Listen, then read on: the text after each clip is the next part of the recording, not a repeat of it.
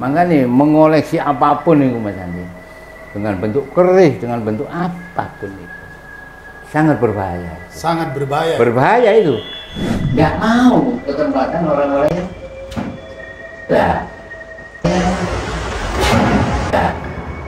seperti gerakan gini Mas Andi ya. Ini kita masih membicarakan. Akan membayar sampai 7 keturunanmu. Keris ini akan minta makan daripada keturunanmu.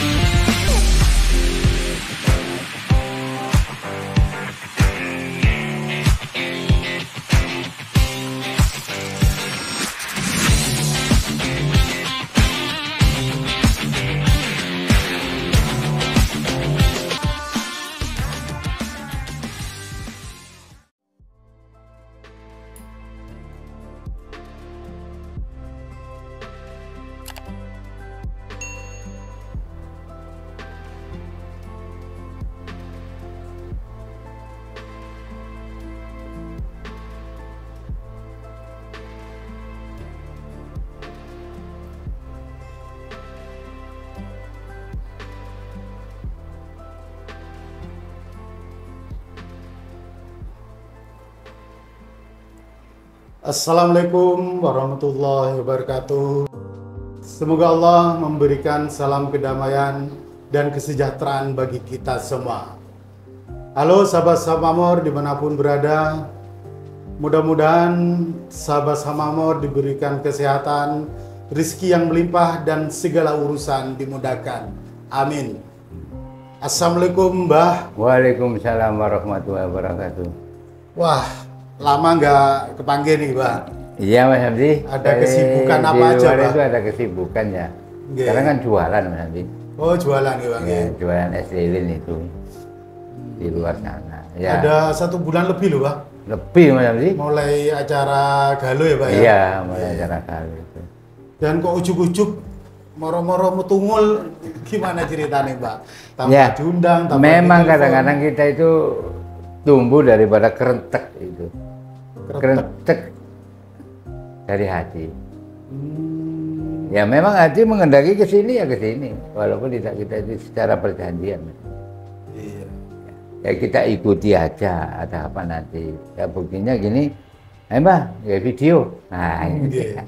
Cuma waktu saya liburan saya kan habis dari ini, Bang, ritual dari sekalian liburan sih. ya. Jadi ke Kadilangu, Hmm.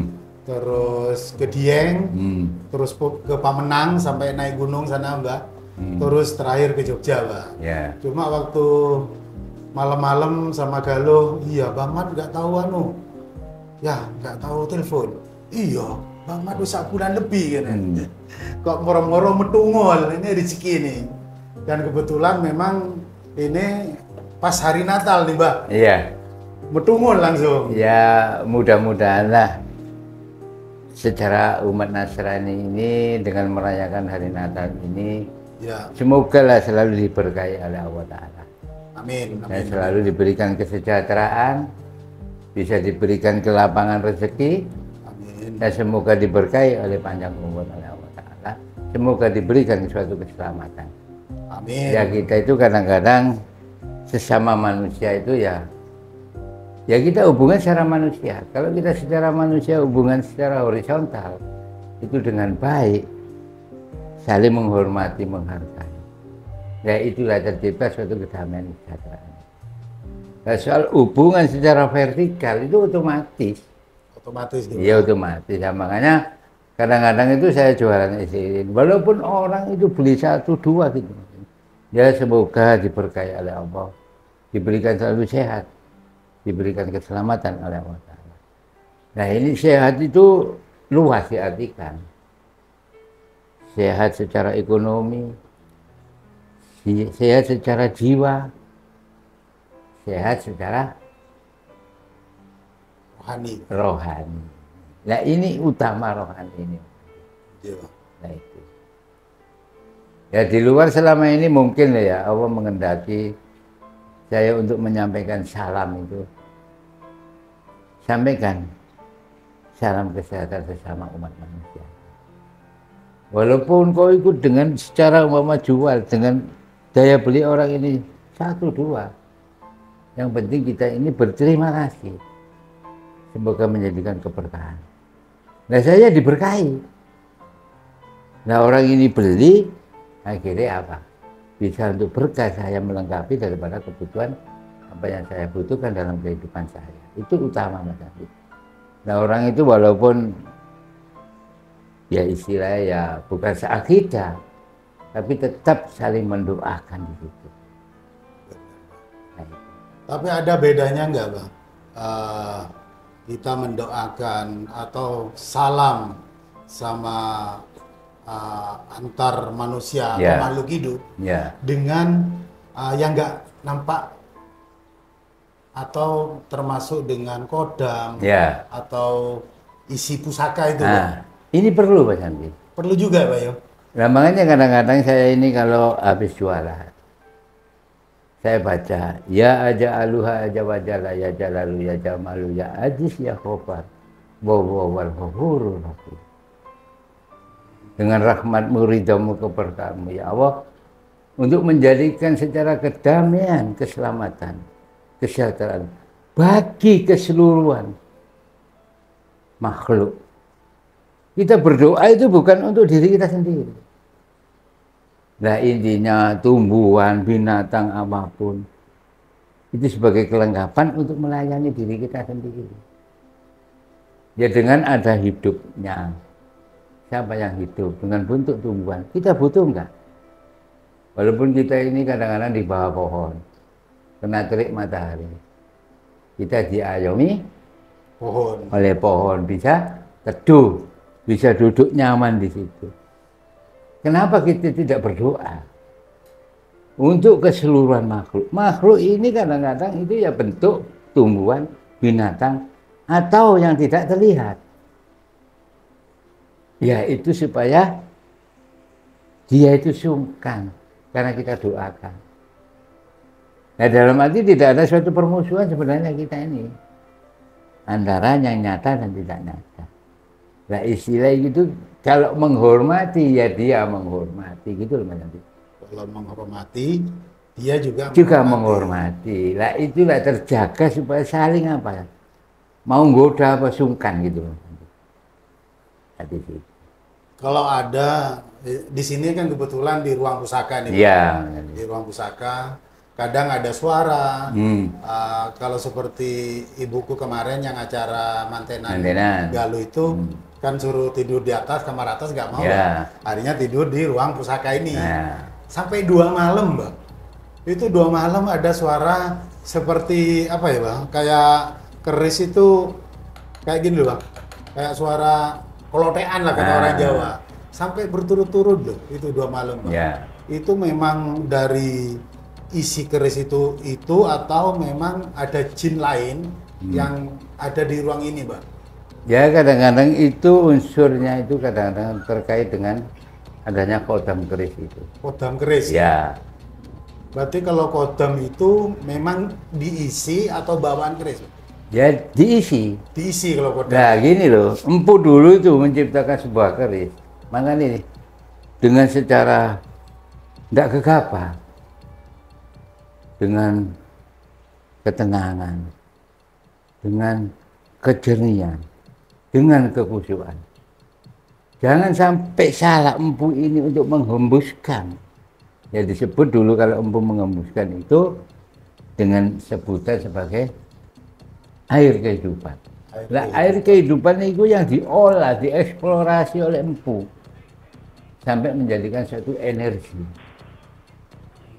Nah energi ini, ya kadang-kadang itu empu mau menghembuskan, tapi kalau dirinya tidak tenang, tidak khusyuk apa, terpengaruh oleh makhluk yang lain. Nah makhluk-makhluk yang lain ini kesempatan, ingin berinteraksi dengan sebuah benda. Begitu empu ini kadang-kadang ini terbelit daripada nafsunya atau, nah itulah masuk dia. Nah contohnya tragedi sampai empu gandring itu Mas Andi. Kenapa?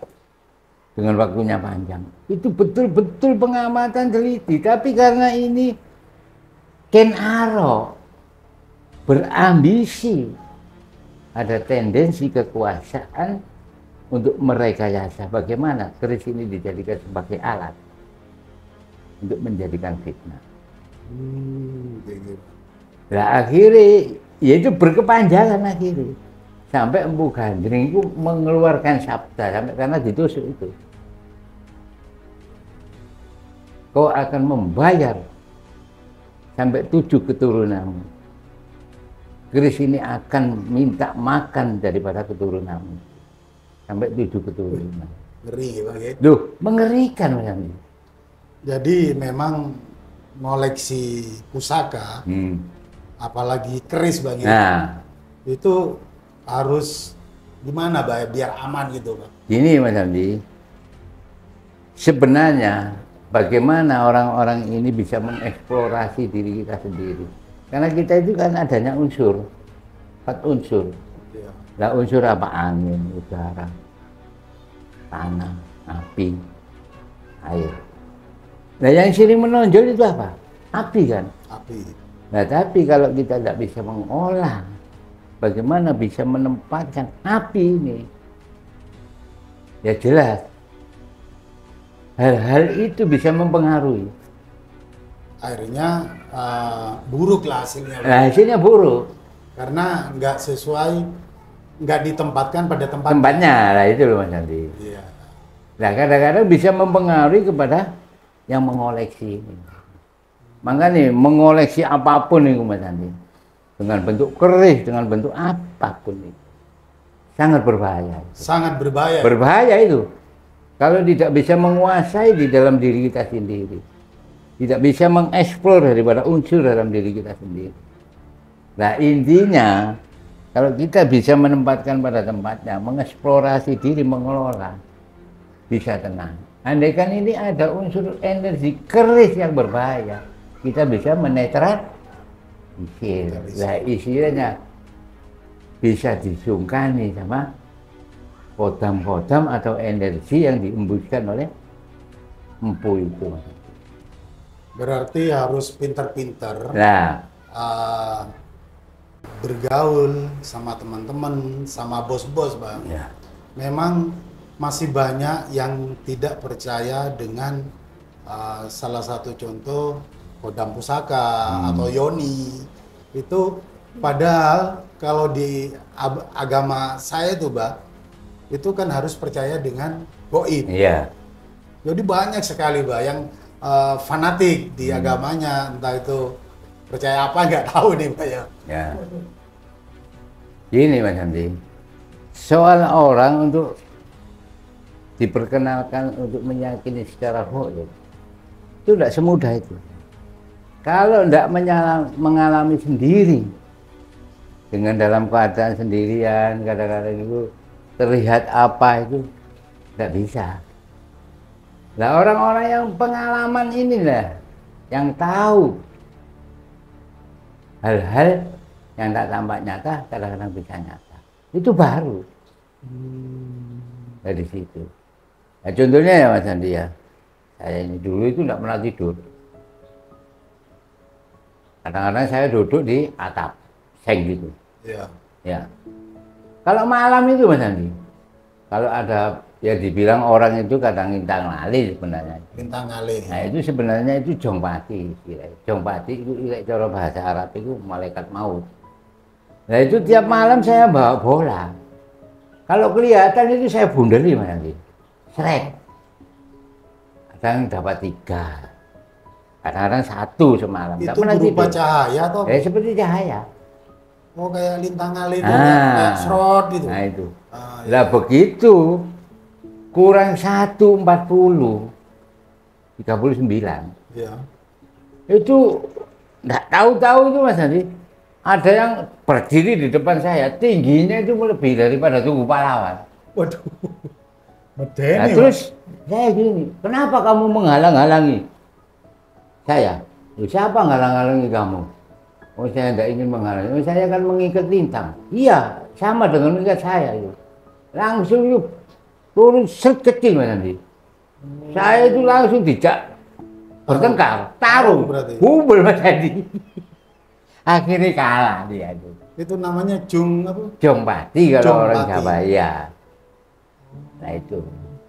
Nah makanya saya itu kadang-kadang itu kalau ada anak itu rewel atau apa, ya saya bikinkan gelar. Nah itu kadang-kadang saya bundeli 7. Nah makanya kalau sudah saya bikinkan gelang itu Mas Andi, ya biar nanti hilang sendiri. Nah itu kadang-kadang yang diambil seperti yang tidak terlihat itu. Hilang dicari kemana pun tidak ketemu. Iya. Padahal dipakai bagi. Dipakai. Nah itu. Saya perlu gelang nggak Pak Pak? Saya Loh. belum nih. Gelang benang itu. Ya kalau sampean tidak ada suatu permasalahan ya tidak perlu Mas. Yo ben selamat toh Pak. Loh iya itu memang nanti dibikinkan. Sini kan ya. sering hunting-hunting cari pusaka Pak. Nah makanya sulit saya ini Mas Andi. Kalau untuk disuruh orang melihat kodam keris apa itu, ya maaf aja, bukan saya itu menonjolkan diri, bukan. Ya, seperti ini ya gerakan tadi itu. Ya sebenarnya dia itu ingin keluar. Ya suara ada di dalam. Dalam. Ya istilahnya kodam apapun itu. Ya maaf loh ya. Maaf. Dia menjauh. Oh menjauh. Menjauh. Iki mbae cari mbae iki bahaya iki cari dia. Bener bener. Makanya kadang-kadang ya sampean itu ya sebenarnya kalau menggelari saya waktu pertama kali itu dewa pencabut nyawa itu, iya. ya sebenarnya ya saya gimana nih Mas Andi. Nah, makanya soalnya orang-orang itu melihat saya itu kadang-kadang sering dipanggil sama orang itu kalau punya pegangan kesulitan untuk meninggal itu. Ya itu kadang-kadang itu. Iya memang kenalnya di Kayun, Pasar Batu, semua orang. Jadi Surabaya Utara sama Timur, Mbah Mar itu dewa pencabut nyawa. Loh kok medeni ngono ya. Tambah penasaran. Makanya selalu saya korek ilmu nimba gitu loh. Ya sebenarnya saya tidak mau untuk menonjolkan itu. Nah, kalau saya menonjolkan gitu kan merasa bisa, padahal tidak bisa apa-apa. Ya cuma karena kadang-kadang itu menjauh itu bukan karena takut, sungkan. Nah orang-orang yang kesurupan itu nanti, ya pernah itu. Saya itu masih jauh dari rumahnya. Mas jangan ke sini, jangan ke sini. Ya sama dengan ceritanya Pawang Udan. Jadi nggak ada dupa, nggak ada menyan, akhirnya sampah yang dibakar. Iya. Sampah yang dibakar bebamat. Nah itu. Kapokmu kapan jadi? Tak kasih wangi-wangian ya. Kesenengan. Akhirnya habis kesenengan. Iya. Duduk-duduk yang bawa hujan ini. Udah bakar sampah aja kok gini baunya berubah. Mungkin yang ngomong hujan ini mungkin wah ngamuk ini.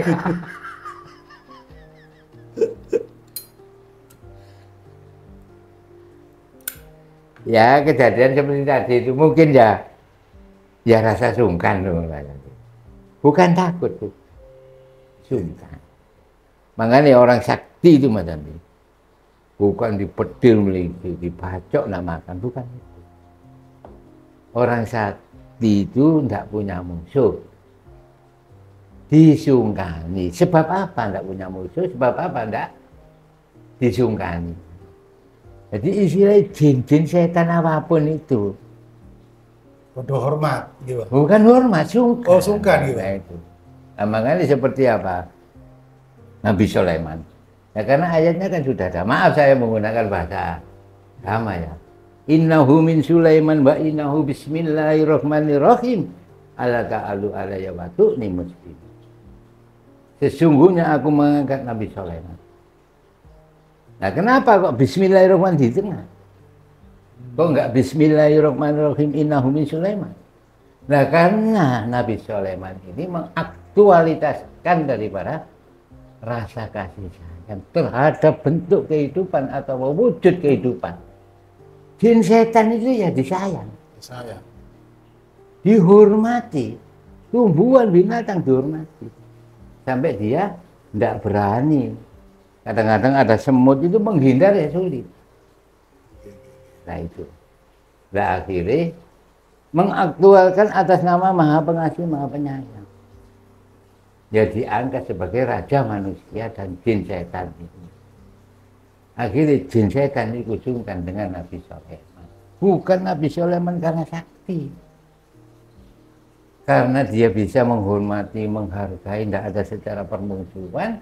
Nah inilah akhirnya hal-hal inilah seperti jin setan apapun sungkan kepada Nabi Sulaiman. Orang kalau disungkani sebab apa sungkan itu loh Pak Nanti. Ya mungkin secara perilaku sifat kehidupan itu bisa mencerminkan daripada cerminan Allah. Allah kan Maha Kasih, Maha Sayang. Inna wal ghafurur rahim. Tidak ada batasan atau membedakan Allah dengan wujud rasa kasih sayang. Makanya melihat apapun jangan kasihan.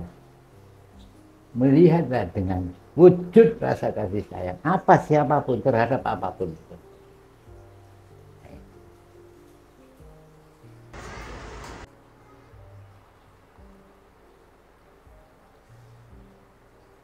Jadi kejadian di sini itu di ruang ini, terus ada di depan Mbak juga, di ruang tamu depan. Bukan cuma ibu saya Mbak, pernah itu waktu live TikTok, memang kayak aku pas di luar kota juga, yang live itu ada Semol, Erna, terus Yanto Mbak. Sampai ke Pelayon Mbak. Ya. Ketakutan, ada Dwi juga, katanya Dwi kelihatan sosok putih-putih. Terus si Erna mual-mual sampai Bang. Kayak orang mendem gitu loh Bang. Ya. Mual-mual. Terus si Semol ketakutan sampai hari itu jam 12 malam Bang. Dan saya yang perlu ditanyakan ke Bang Mad ini, apa perlu? Saya kan jual beli. Ya. Juga ada sebagian memang saya koleksi Bang. Ya. Karena ada riwayat saya mendapatkan pusaka itu. Ya. Jadi apa perlu penyelarasan atau gimana caranya biar nggak menggoda? Kalau ke aku sendiri nggak, Pak. Belum pernah. Ya. Ini Mas Andi. Kadang-kadang itu energi yang di dalam sini Mas Andi. Sebenarnya ya kadang-kadang belum bisa menerimakan. Belum bisa adanya menerima. suatu energi yang dari luar ini. Kadang-kadang ya mungkin orang ini mungkin kadang-kadang itu secara pemikiran atau rasa hati itu kurang pas. Nah itu terjadi kontradiksi energi di sini. Berlawanan. Berlawanan. Seperti magnet ungkur-ungkuran. Kan nggak bisa nempel ya. Nggak bisa nempel. Nah itu kadang-kadang tidak ada suatu kecocokan, itu yang terjadi Mas Andi. Nah bagaimana secara orang ini kadang-kadang ya kita kadang-kadang masuk di tempat yang secara sakral dianggap suci.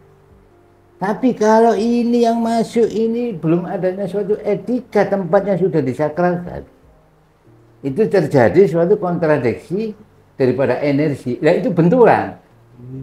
Masuk akal. Nah kadang-kadang tidak menerimakan sini, gitu loh Mas Andi.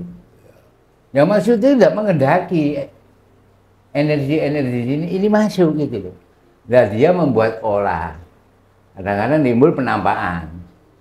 Atau kadang-kadang seperti bunyi-bunyian itu. Berarti intinya yang berbahaya tadi, Pak, ya. Untuk mengoleksi keris atau pusaka, itu nggak tahu aturan atau nggak tahu etika unggu-unggu. Etika gitu? Sebenarnya itu, nggak mengerti di situ. Iya, Pak. Nah dalam arti kita di dalam kehidupan kita ini kadang-kadang ya kita ini masih apa? Nyata tampak di dunia. Nah di situ tidak tampak. Nah kadang-kadang kekotoran dari pikiran atau hati itu kadang-kadang tidak menerima. Tidak mau ketempatan orang-orang yang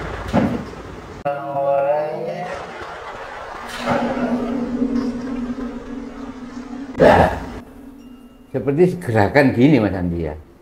Ini kita masih membicarakan.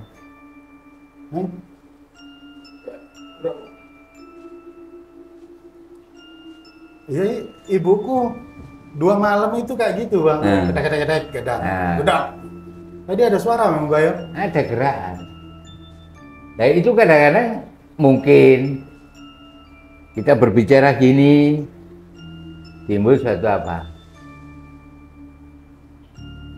Ya, apa yang saya bicarakan ini Mas Indi? Dia itu dengan bahasa Gerakan, suara. Nah, atau sampai wujud juga Pak? Nah, dalam arti di situ sampai sebenarnya untuk menjelaskan bagaimana orang kalau masuk sini di tempat manapun di rumah sampean, ya istilahnya wong itu kula nuwun, unggah-ungguh. Nek kalau kula nuwun unggah-ungguh iki sapa iki mlebu kene ngono lho. Tapi nanti bisa mungkin di apa ya? Di apa videonya dipelanin gitu. Ya, slow. Bisa kelihatan nanti ya? Ya. Mungkin ya Pak ya? Bisa. Kan tadi ada suara. Nah. Entah kerisnya yang bergerak atau apa kan? Merinding aku Rek. Jadi kalau bicara goib, saya aja lahir moro-moro nang Madura Mbak. Saya kan nggak minta. Ya. Kok nggak lahir di keluarga cendana kek atau apa ya Pak? Jadi yang saya ketahui, Bang, memang diri itu memang nggak bisa di request, Bang. Ya. Khusus kalau yang saya dengar dari Madura itu, Bang, itu kan ada malah 4 ini tergolong dengan takdir semua, Bang. Ya. Seperti lahir, jodoh, rezeki, mati. Itu dimasukkan ke golongan takdir. Ya.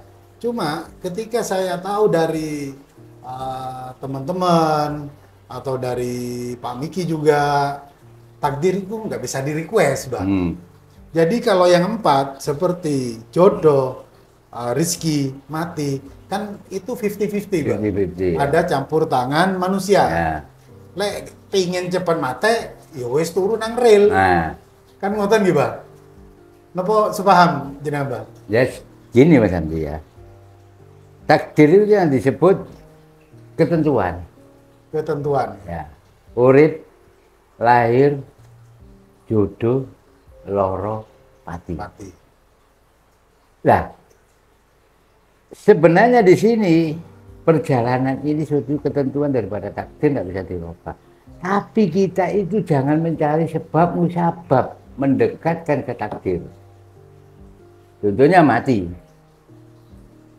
Apa sebab? Kadang-kadang sakit, kadang-kadang kecelakaan. Lek pati itu sudah ketentuan, tidak bisa dirubah. Tapi jangan mencari penyebab daripada kematian. Coba sakit itu sebabnya apa? Ya kadang-kadang macam-macam lah orang. Asam urat. Nah. Jadi jauhi kacang nih Bang. Nah, iya. Ojo maksa mangan kacang, dingklang. Nah. Jangan mendekatkan ke sebab ini. Kalau sebab ini sampai menjadikan sakit, diobati tidak bisa sembuh. Jadi sebab apa? Kematian. Makanya semua itu terjadi apapun itu as-sababa musababa. Pasti ada sebab. Sebab musabab. Ya. Nah, contohnya mati karena kecelakaan. Kadang-kadang nggak tidur, ngantuk. Ngantuk itu kan harus tidur. Dulu istirahat, itu memaksakan, sampai nyetir ngantuk, tabrakan. Nah karena ada sebabnya ngantuk memaksakan, nah, itu berarti ada campur tangan dan ada suatu ketentuan daripada takdir ini. Yang penting kita ini menjalani dalam kehidupan, jangan mencari penyebab. Jangan cari penyebab. Nah, itu. Karena hukum alam itu asbab musabab. Sebab musabab adanya akibat. Tanpa adanya sebab musabab, tidak akan ada akibat. Jadi kalau jodoh, ojo wirid tok. Nah, Ya toh, engko padungune mek semar mesem. nah, Yo, gak oleh jodoh. dari jodoh. Jadi harus nyamperin bagaimana. Nah, gitu. Kenalan sampai cewek. Jadi cocok. istilahnya ojo luman, ngono lho. Iya, iya. Gua kepingin oleh jodoh luman. Bahaya kecelakaan nih Mas Andi. Kalau di Rizky, ya Hmm. kerja. Kerja. Jadi bagaimana kita untuk mendapat rezeki itu sebenarnya rahmat. Tinggal kita untuk mengolah sarana apa yang menjadikan jalan rezeki. Gitu Mas Andi. Nah, rezeki itu ya gaib Mas Andi. Nggih, nggih, nggih. Kalau tanpa kreasi, bagaimana mengolah daya cipta akal pikiran untuk mengkreasi apa yang dikreasi? Ya inilah sebagai jalan rezeki itu. Jadi termasuk kalau saya hunting pusaka, dapatnya masih kotor, rongko juga rusak-rusak. Nah, Saya restorasi ulang, Ah. saya diperbaiki lagi, diwarangi yang bagus. Ya. Itu termasuk Iba? iya. Kreasi. Ya, karena kreasi itu merubah daripada pandangan yang melihat. Contoh nih, keris sampean.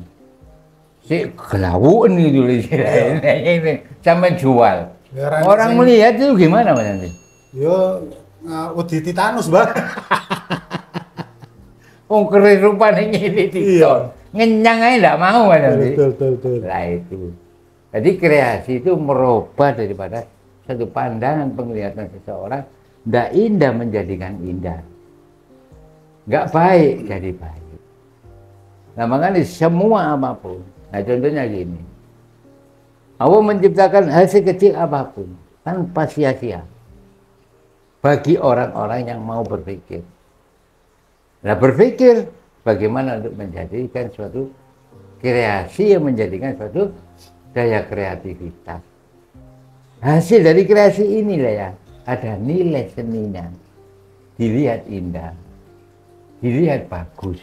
Nah inilah Mas Andi sebagai jalannya rezeki ini baru cair berupa apa? Fulus. Fulus. Tapi jangan sampai mustafulus. Apa nih, Bang? Enggak punya uang. Mustafulus.